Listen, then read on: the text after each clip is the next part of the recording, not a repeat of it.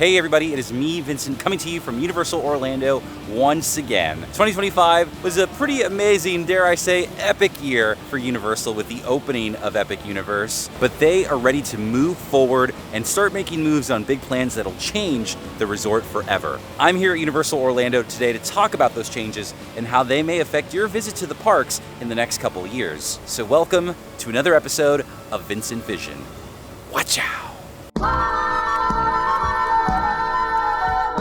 So I am starting this video off by taking a little walk outside of Universal, actually, literally at the entrance of the resort. I am walking down Kirkman Road. As I'm walking out here, I feel like I actually don't really ever talk about outside of Universal. You know, right around the park, there are tons of hotels off property here on Kirkman Road. The Doubletree Hotel being one of those outside of Universal, and really there's tons of affordable, close hotels in this area that guests are able to use to walk over to Universal Orlando. And it's something that I've never talked about in the channel, but it is a big addition to this area. A couple years ago, they added a big crossover walkway that allows people to get from the hotel side of Kirkman to Universal a little safer. And when you are using this path to walk over to the parks, you are going to get a really good look at the brand new entrance. Now, a fun thing to think about is that truthfully, the entrance to Universal hasn't really had a lot of major changes in the 35 years that it's existed.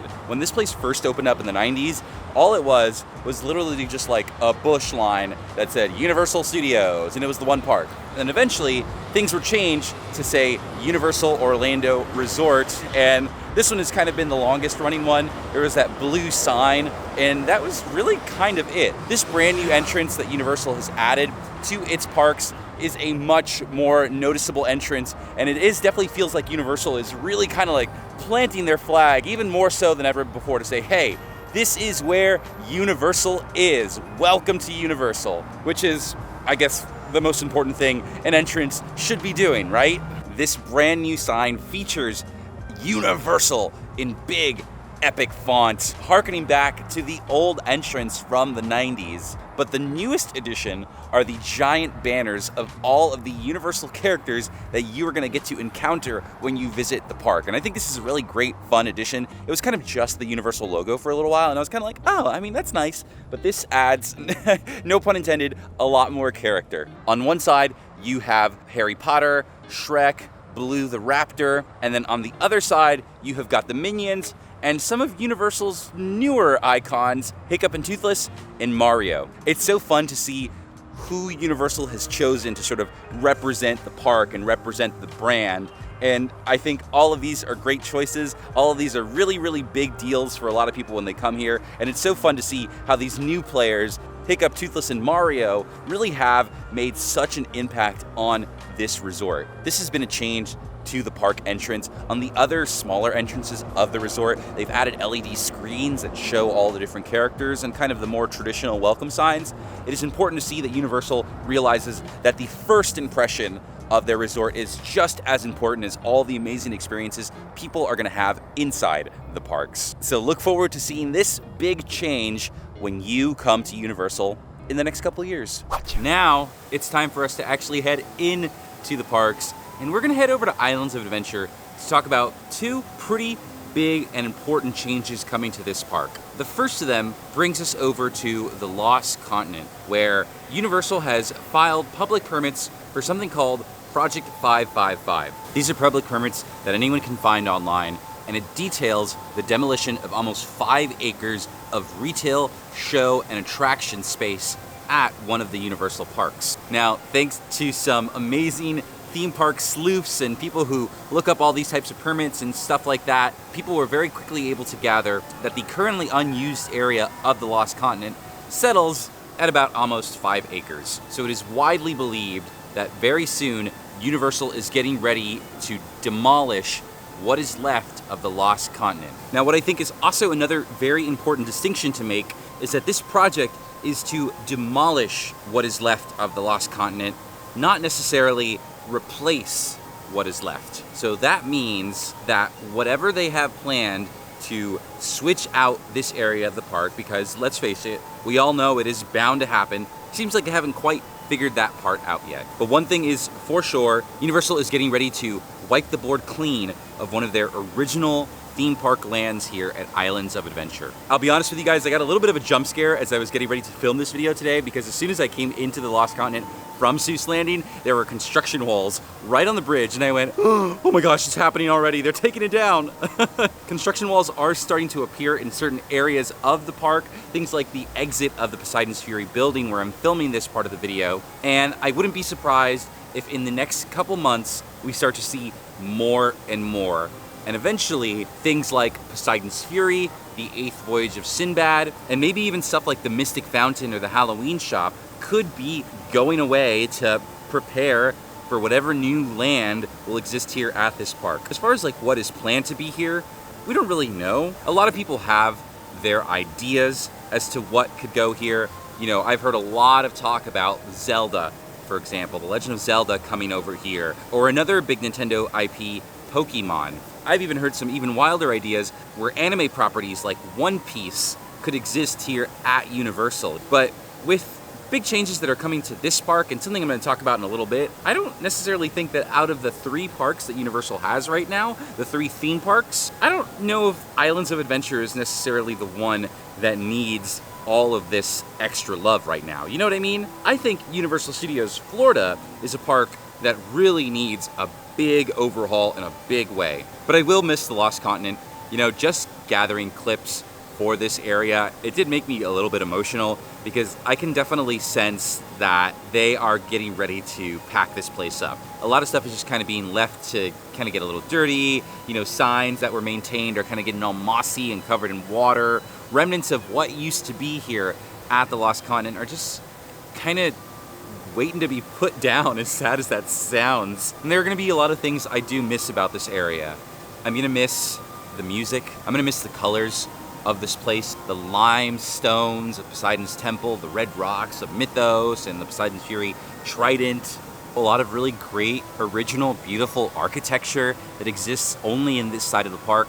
Even things like the Treasures of Poseidon gift shop, which literally has the god Poseidon going through the building. Even like the school of fish and the soft-shell turtles that kind of hover around the Lost Continent Bridge waiting for people to throw popcorn. Those guys are gonna probably go away too once they really start to take a hammer to this place. And really, it's kind of the death of one of the last original non-IP based lands here at the parks. The Lost Continent, even though it was based off of Greek mythology and like stories from the real world, it was still an original land with original stories. And once this all gets torn down, there's not really going to be any of that left here at Universal, which is kind of sad. As far as all the old abandoned attractions that used to be, I think it's time to really say goodbye. Oh my gosh, I feel like I'm going to cry for some reason. It's really sad. It's really sad. I don't know why it's sad, but it is sad. It's making me sad. But yeah. So it's probably very likely that next time you come here to Universal in the next couple months, the next year, all this stuff is going to be gone. And memories of what used to be here at Universal will go away as well. So last time this place was covered in construction walls was for the construction of the Wizarding World of Harry Potter, which was a pretty amazing replacement, but you can't help but miss what used to be. Now we head to one of my favorite areas here at Islands of Adventure, Jurassic Park, where as of a couple days ago, we got a pretty big change coming to this area of the park. I'm standing by the Jurassic Park River Adventure, where this ride, starting on January 5th, 2026, is going to be closed for 10 months and will be reopening in the middle of November 2026.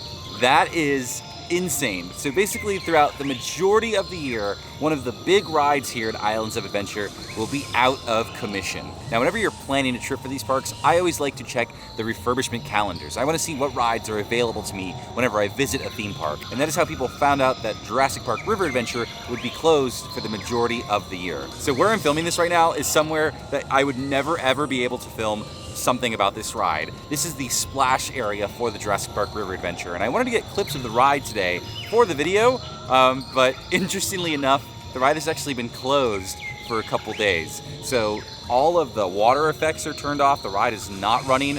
This spot normally would be like the #1 spot to get soaked with water with a big splash from the ride, but right now it's just a place to stand. There's nobody here because there's no ride going on. And that kind of leads into like what I think is the most important thing about this 10-month long closure for Jurassic Park, is that this ride, out of all the other rides here in the park, desperately needs this refurbishment. This ride, and as much as it pains me to say it, has been in really bad shape for a lot of years. This ride is old. It's been here since 1999. This is one of the park's original opening day attractions. A lot of the animatronics and special effects for this ride that really made it special in 1999 have kind of fallen to the wayside, and I don't think it's ever caught up to its peak performance when the park first opened up. So 10 months to really get into this ride and fix those animatronics that are so important to this ride is a good idea. And as much as it would stink to not have the Jurassic Park River Adventure for almost an entire year,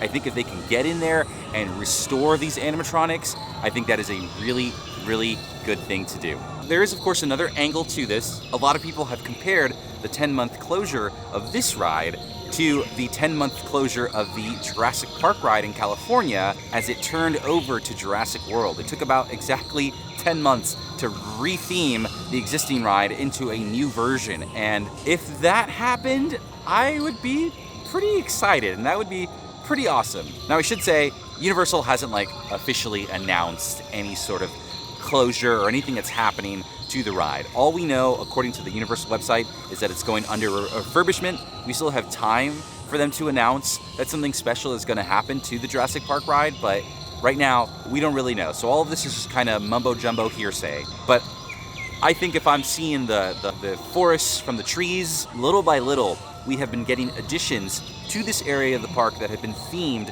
to Jurassic World. You know, of course, the biggest and most notable is the Jurassic World Velocicoaster. Even the Raptor encounter is themed to Jurassic World with Blue the dinosaur. And while people love Jurassic Park, they love the Jurassic Park franchise, it seems for some reason as if Universal doesn't really want to try to make rides based off the Jurassic Park portion of the franchise, and instead they like to focus more on the Jurassic World portion. I wouldn't be surprised if in the future this becomes Jurassic World the ride. I'm personally okay with that because it's going to do something which I think is very important. It's kind of something I've talked about already, which is it will refurbish the hell out of this ride. It will give it the fresh coat of paint that it deserves with brand new animatronics, brand new show scenes, and just I don't know, it'll kind of re-energize this area of the park. And people love the Jurassic Park stuff, but a lot of attention is on Velocicoaster because of the amazing roller coaster that it is. And this ride is great. This is such an awesome water ride. And if you've been to the one in California, that ride is pretty incredible too. I think that's my favorite ride in Universal Hollywood, definitely one of my favorite Universal rides anywhere. And as much as I love the original movie and the original design of Jurassic Park, I am willing to change it out if it means that this whole area becomes Jurassic World and we get a brand new version of the River Adventure. We shall see what comes of this 10-month refurbishment. All I know is that after 10 months, they gotta do something good with this ride, okay? Give me Jurassic World or give me some fresh Jurassic Park dinosaurs. And our last stop on this video brings us over to Universal Studios Florida to talk about a big change that you probably already know about, which is the closure and demolition of Hollywood Ride Rockit. Here at this park, Hollywood Ride Rockit has been here since 2009, about 16 years from now, and this ride closed in the middle of August, actually very close to when it first opened up, and it is going to take a lot less than that for Universal to take this thing down, because as of recording this in the middle of September 2025, over 2/3 of this ride have gone away. The front half of it that sticks out in the City Walk is completely wiped clean. If you go to the Hard Rock Cafe and head up to the second floor, you can see all the construction of Hollywood Ride Rockit from the second level and see really how they've flattened that area and are getting it ready for the ride's future replacement. And here inside the park, over by the Race to New York with Jimmy Fallon, the part of the roller coaster that went through the building is completely gone.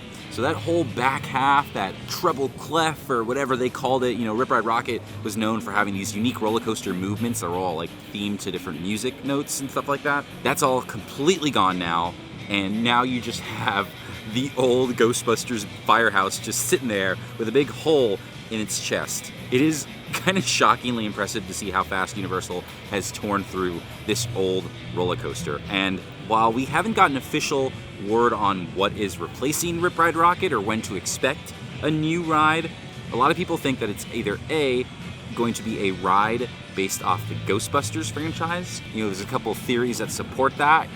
With the demolition of Ride Rockit, they have kept the Ghostbusters firehouse intact. Many moons ago, this is where the entrance to the Ghostbusters show was here in the park. And in the past couple of years, Universal has been leaning a lot more into the Ghostbuster franchise in the parks, selling merchandise. They're in the parade. They've had haunted houses at Halloween Horror Nights. There's a lot of things supporting that. The other half is that this might just end up becoming some sort of Fast and Furious-based roller coaster. Over in California, they are currently building a Fast and Furious Hollywood Drift coaster over there, and it looks pretty amazing, looks pretty spectacular. If a ride is successful and people really like it, Universal has had no problems with replicating it in another park. And I think if you do that, there's two different smart ways to look at it. One, you're just kind of copy-pasting a ride that exists somewhere else, so it's easier to build and there's less turnaround time for something like that. And then two, if you build a brand new Fast and Furious ride that everybody likes, you can get rid of the other Fast and Furious ride that not a lot of people like. So there's definitely a two birds and one stone scenario over there. And I think business-wise, that seems like the smarter move versus Ghostbusters, I think creatively would be a better choice. But no one really knows what to expect from that addition. All I could say is that if you're going to be visiting Universal Studios Florida for the foreseeable future, there will not be a major roller coaster in this park, which again goes back to what I was saying earlier in the video. Out of the 3 parks that we have here, this one is kind of hurting the most. So I do hope that whatever happens with this Ride Rockit replacement happens soon. This park gets a brand new awesome roller coaster, and hopefully in the future we hear some more great things about this park, because I think out of the 3, like I've said already, this one needs the love the most.